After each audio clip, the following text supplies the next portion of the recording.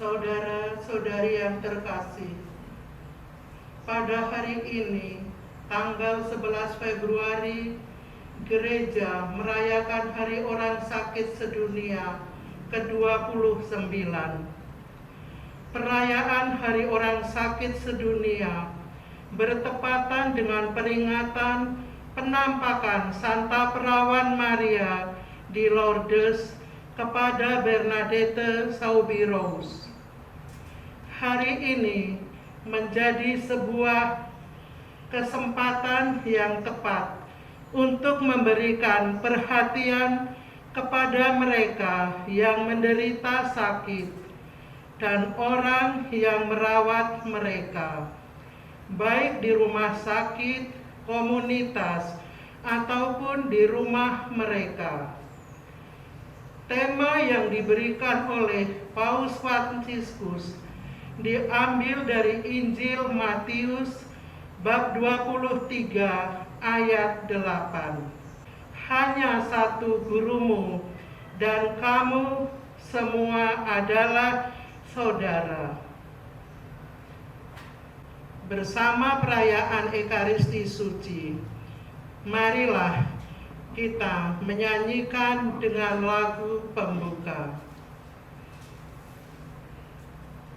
Dengan gembira bersama melangkah, kita semua menghadap Tuhan. Berpeganglah tangannya di sukaria, sebab besar kasih setianya. Dalam nama Bapa dan Putra dan Roh Kudus. Amin. Rahmat Tuhan kita Yesus Kristus, cinta kasih Allah dan persekutuan Roh Kudus bersamamu. Dan bersamamu. Para suster, saudari-saudaraku yang terkasih, selamat pagi berkah dalam. Selamat pagi berkat dalam. Kita semua di sini di Klinik Pratama Pancasila, keluarga besar klinik ini bersama para suster FSCG, kita merayakan Hari Orang Sakit Sedunia yang ke-29. Tentu hari ini menjadi kesempatan kita untuk bersyukur, menyadari anugerah yang diberikan oleh Tuhan kepada kita, secara khusus kemampuan dan bakat serta pelayanan kita sebagai orang-orang yang dipercaya Tuhan melayani mereka yang sakit atau yang menderita. Hidup dan pelayanan kita adalah tanda kasih kita kepada semua orang yang secara fisik, secara khusus, dan juga secara batin mengalami penderitaan dan sakit. Di tengah dunia yang juga sedang mengalami pandemi ini, kita semakin dipanggil untuk mengulurkan tangan dan berbagi kasih. Maka marilah saudari-saudaraku para suster, di awal perayaan Ekaristi ini, kita bersyukur akan peran dan tugas kita yang setiap hari kita lakukan, serta kita bangun segala niat dan maksud baik. Dan kita tidak lupa menyadari bahwa kita masih memiliki kekurangan, dan kita sesali segala kekurangan dan dosa yang sering kita lakukan di tengah kita melayani mereka yang sakit dan menderita. Saya persilahkan yang sudah mempersiapkan diri untuk berbagi pengalaman, untuk bisa berdiri dan berbagi pengalaman untuk kita semua tentang bagaimana ia melayani mereka yang sakit dan menderita. Monggo waktu dan tempat saya berikan. dalam memperingati Hari Orang Sakit Sedunia, hanya satu gurumu dan kamu semua adalah saudara. Orang sakit adalah orang yang tidak mampu mengatasi kebutuhannya sendiri. Jadi perlu sentuhan, kasih, sapaan. Nah, ini menjadi bekal bagi saya untuk di setiap langkah saya melayani sampai saat ini. Sedangkan perjalanan saya cukup lama di Klinik Pancasila ini sekitar 34 menginjak 35 tahun. Tidak merasa bahwa usia sudah tua karena mempunyai teman-teman yang masih muda-muda, sehingga perasaan masih muda terus. Itu yang menyemangati saya di klinik ini, kerjasama yang baik antar teman. Kemudian kalau dibandingkan dulu dan sekarang, tentu saja perkembangan itu sangat berbeda, baik fasilitas, tenaga ahli, terus peraturan, secara ilmu banyak perkembangan. Nah, sejauh ini yang saya yakini adalah pelayanan saya yang saya jalankan itu merupakan perpanjangan dari tangan Tuhan. Jadi campur tangan Tuhan. Kita sebagai alatnya. Itu saya yakini, sehingga saya bisa dekat dengan orang yang sakit, orang yang datang, anak-anak kecil yang menyenangkan. Itu menjadi saudara kita. Jadi kita nggak ada batas-batas antara ini pasien dengan petugas. Nah, semua itu saudara, menunjukkan keakraban sehingga dia merasa diterima dalam pelayanan sehari-hari.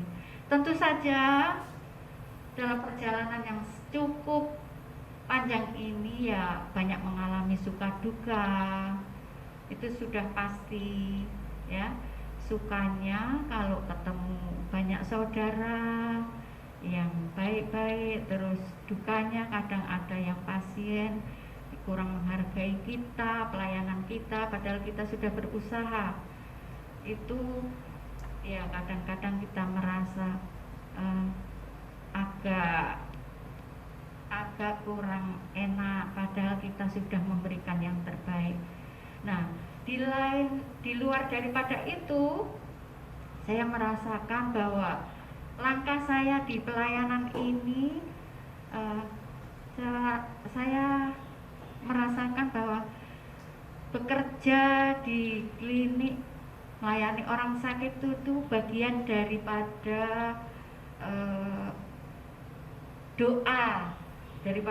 bagian daripada doa saya, merupakan hiburan, merupakan juga tidak lepas dari mencari nafkah. Nah, seperti yang sudah saya alami itu, kemudian dengan pesatnya dengan banyak kemajuan teknologi, kalau dibandingkan dulu dan sekarang memang berbeda. Kalau dulu pengunjung baik orang berobat maupun orang melahirkan sungguh sangat berbeda, karena dulu secara bisnis ya belum ada banyak persaingan. Jadi orang berobat itu sehari bisa mencapai 100, pernah saya alami. Terus orang melahirkan itu 75, 80 sudah saya alami. Sedangkan saya sekarang ya karena sudah banyak pelayanan yang lain, ya semua merasakan hal yang sama, perubahan ini. Lebih-lebih di masa pandemi ini banyak hal-hal yang harus dibatasi dalam banyak peraturan, baik secara hukum maupun aturan tidak seperti dulu lagi, dengan keberadaan zaman yang lebih maju. Kiranya ini saja. Terima kasih Romo dan semua para Bapak Ibu Suster. Mohon maaf bila penyampaian saya ada yang kurang berkenan. Terima kasih. Saya menyambung, Romo, para saudara yang terkasih dan Bapak Ibu, saya ingin berbagi juga pengalaman bagaimana berhadapan mendampingi orang sakit. Pertama, saya bersyukur karena dilibatkan oleh kongregasi untuk terlibat dalam karya kesehatan sebagai perawat. Kurang lebih 17 tahun saya menjadi perawat, lalu bertugas kalau dulu RBBP, lalu rumah sakit, dan sekarang klinik. Bagi saya, karya kesehatan itu adalah suatu pengabdian bagi mereka yang sedang sakit. Sakit bukan hanya sakit fisik, tapi sakit psikis yang saya alami. Di dalam perjumpaan dengan mereka yang dirawat di rumah sakit atau klinik, ataupun yang di rumah-rumah, itu adalah sesuatu yang harus didasari dengan hati yang tulus. Ketika berjumpa dengan mereka, seringkali saya merasa bahwa saya harus sabar, harus punya hati untuk mendengarkan mereka, karena seringkali yang diungkapkan oleh mereka adalah matur nuwun bahwa suster mau mengunjungi saya. Kita tidak harus ngomong banyak dengan mereka, tapi kita datang, duduk dan mendengarkan, itu adalah sudah suatu penyembuhan. Karena mereka butuh perhatian kita, butuh didengarkan juga oleh kita. Maka bagi saya, ini adalah momen yang baik yang dicanangkan oleh Bapak Paus bahwa Hari Orang Sakit Dunia itu perlu kita hidupi. Karena memang sekarang ini kan pasti banyak orang sakit fisik dan sakit psikis. Apalagi dengan pandemi seperti ini, banyak orang yang mengalami kesulitan. Nah, seperti ini, lalu ketika kita di kesehatan, di klinik itu berjumpa dengan orang sakit, lalu kunjungan ke rumah atau home visit atau home care itu adalah aksi yang bagi saya itu menarik, karena kita datang ke rumah mereka dengan situasi yang mereka alami, mengerti bagaimana kondisi mereka butuh untuk didatangi, disapa, diperhatikan. Dan saya rasa ini adalah kesempatan yang baik, karena ada lagu mengatakan hati yang gembira adalah obat, apalagi saya lupa, pokoknya seperti itu. Maka kita mesti membangkitkan semangat mereka, meskipun sakit terminal, tidak ada harapan untuk sembuh, tapi kalau dia punya semangat, punya harapan, pasti akan meringankan penderitaan mereka. Fisik mungkin rapuh, tetapi semangat pasti punya kekuatan sehingga tidak merasakan sakit itu sebagai penderitaan yang hebat. Itu pengalaman saya, dan semoga hari ini Ekaristi ini sebagai mengawali kita untuk kegiatan kita hari ini. Nanti kita juga akan memberikan perhatian pada lansia yang di rumah, yang sakit di rumah dengan kunjungan, dan memberikan bingkisan yang tidak mahal, tapi semoga memberikan penghiburan bagi mereka. Juga lansia binaan kita akan kita kunjungi dengan memberikan perhatian bungkusan. Lalu pasien yang berobat jalan di klinik juga akan mendapatkan perhatian dalam bentuk kue. Itu semoga menjadi penghiburan bagi mereka, karena kita itu adalah tangan-tangan Tuhan yang diutus bagi mereka yang sakit. Matur nuwun Romo. Terima kasih. Bila saya bertanya kepada Anda sekalian, apakah ada yang di sini belum pernah sakit? Sejak lahir sampai duduk saat ini pukul 7.30, apa ada yang belum pernah sakit? Jadi semua pernah mengalami sakit. Ini adalah pengalaman yang wajar sebagai manusia. Dan tadi seperti yang diutarakan oleh Ibu Kasim, pengalaman sakit merupakan sebuah pengalaman yang tidak mudah, karena pasti orang sakit butuh orang lain. ketika saya sakit, saya langsung lari ke tempat ini karena merasa butuh pertolongan. Tentu kalau anak Anda sakit, suami atau istri, orang tua, mertua Anda sakit, tidak pernah Anda membiarkan mereka sakit. Karena tahu bahwa orang sakit tidak bisa menyembuhkan dirinya sendiri. Dan itu juga yang Anda alami ketika Anda sakit, entah pergi ke klinik, entah pergi ke rumah sakit, atau pergi ke siapapun yang bisa mengantar Anda ke klinik atau rumah sakit. Karena tidak bisa orang sakit menyembuhkan dirinya sendiri. Dan itulah pengalaman yang setiap hari kita lakukan. Merasa bahwa karena orang sakit tidak bisa menyembuhkan dirinya sendiri, maka seperti Suster Geno katakan, kita menjadi tangan-tangan Tuhan yang nyata untuk membantu mereka yang tidak bisa menyembuhkan sakitnya sendiri. Dalam pengalaman kita melayani orang lain, kita memberikan obat, dokter memberikan resep, para perawat sudah tahu caranya melayani pasien. Tetapi yang tidak bisa dilupakan adalah, kalau tadi Suster Geno mengatakan tidak banyak berkata-kata, diam dan mendengarkan apa yang menjadi keluhan atau rasa sakitnya, tentu menuntut dari kita semua pelayanan yang murah hati. Tentu profesional sebagai seorang dokter, perawat, staf administrasi, tenaga kesehatan. Tetapi pelayanan yang dengan hati, pelayanan di mana saya mau percaya kepadanya sehingga pasien pun percaya kepada saya. Aspek relasi yang tidak bisa dilupakan. Tentu kita semua di tempat ini sekarang perlu mohon kepada Bunda Maria yang juga menampakkan dirinya kepada saudari-saudara kita yang ada di Lourdes.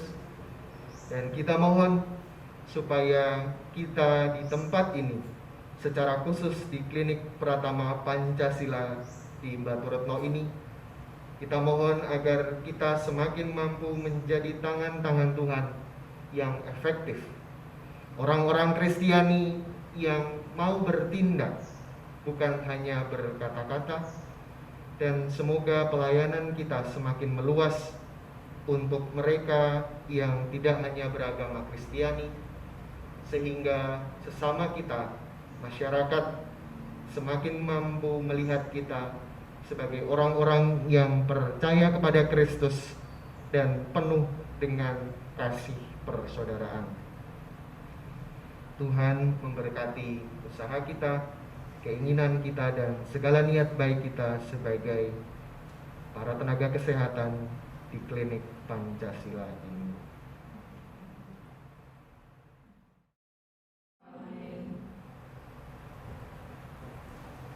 Atas petunjuk penyelamat kita dan menurut ajaran ilahi, maka beranilah kita berdoa.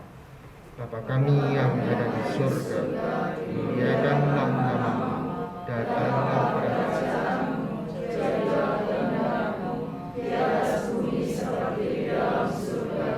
Berilah kami rezeki pada hari ini, dan ampunilah kesalahan kami, seperti kami pun mengampuni yang bersalah kepada kami. Dan janganlah masukkan kami ke dalam percobaan, tetapi bebaskanlah kami dari yang jahat. Amin. Ya Bapa, bebaskanlah kami dari segala yang jahat, dan berilah kami damai-Mu. Kasihanilah dan bantulah kami, supaya selalu bersih dari noda dosa dan terhindar dari segala gangguan, sehingga kami dapat hidup dengan tenteram sambil mengharapkan kedatangan penyelamat kami, Yesus Kristus. Sebab-Allah Raja yang mulia dan berkuasa untuk selama-lamanya. Tuhan Yesus Kristus, Engkau bersabda kepada para rasul, damai kutinggalkan bagimu, damai ku kuberikan kepadamu. Oleh karena itu Tuhan Yesus Kristus, Jangan memperhitungkan dosa kami, tapi perhatikanlah iman gerejamu dan restuilah kami, supaya hidup bersatu dengan rukun sesuai dengan kehendak-Mu, sebab Engkaulah pengantara kami, ini dan sepanjang segala masa. Amin. Damai Tuhan bersama. Dan bersama rohmu.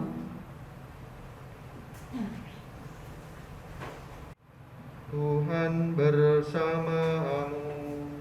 Dan bersama rohmu. Semoga saudara sekalian diberkati oleh Allah yang Maha Kuasa, Bapa dan Putera dan Roh Kudus. Amin. Saudara sekalian, perayaan Ekaristi sudah selesai. Marilah pergi kita diutus. Amin.